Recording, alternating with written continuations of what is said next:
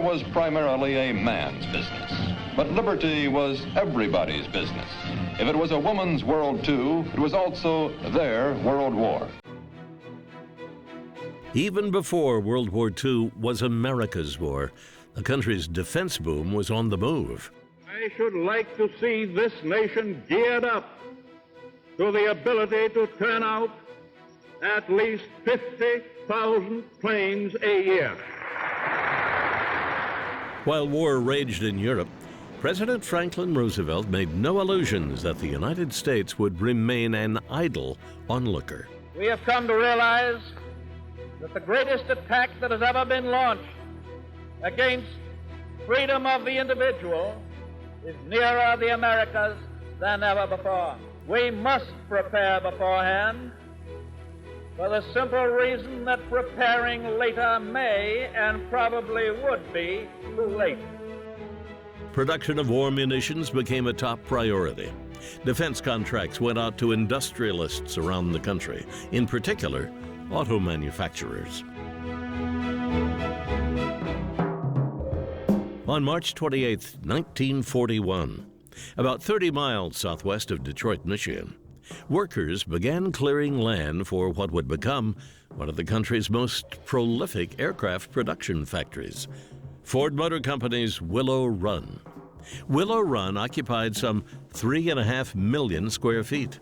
It was a striking facility, and once the U.S. was dragged into World War II, it became a model of wartime production. The world's mightiest bomber plant is rolling. Henry Ford welcomes British and U.S. war supply heads Oliver Littleton and Donald Nelson. The schedule, one bomber every hour. To keep that schedule, Willow Run and every other munitions plant in the United States needed manpower, something that was in increasingly short supply, as more and more men were called to fight in Europe and the Pacific. But this dilemma wasn't without a solution. No nation on earth could draft enough men to win a total war. American women were ready with the answer. At the present time, it is of paramount importance that the women and girls of our country be given training so that they may do their share in the war emergency. Women provided the U.S. workforce, taking on roles previously unavailable to them, building planes, ships, guns, bombs, and bullets. A year ago, these girls made automobile tires. Today, they inspect some of the 1,500 precision parts that go into the making of Bofors anti-aircraft guns. Their efforts were undeniably essential.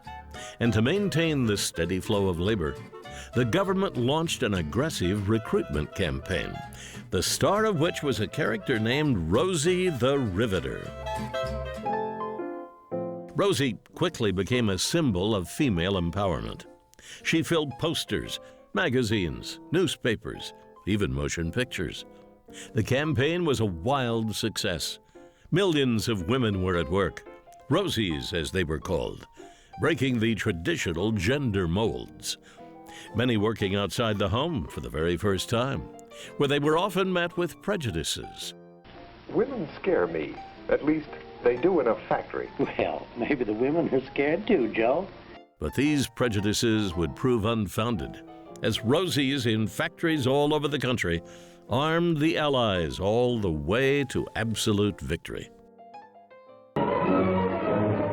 Hands starting machines, hands pulling levers, hands grimy with oil and grease, hands doing intricate jobs, hands working for America.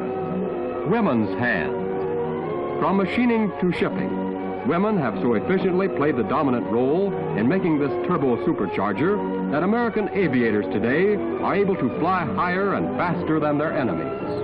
These girls are proud to have a share in making possible aircraft performance unequaled anywhere in the world.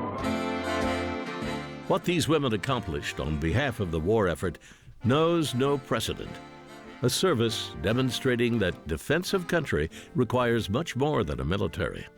And while Rosie the Riveter is intensely emblematic of the era, what she represents, her "We Can Do It" motto, has never strayed from relevancy.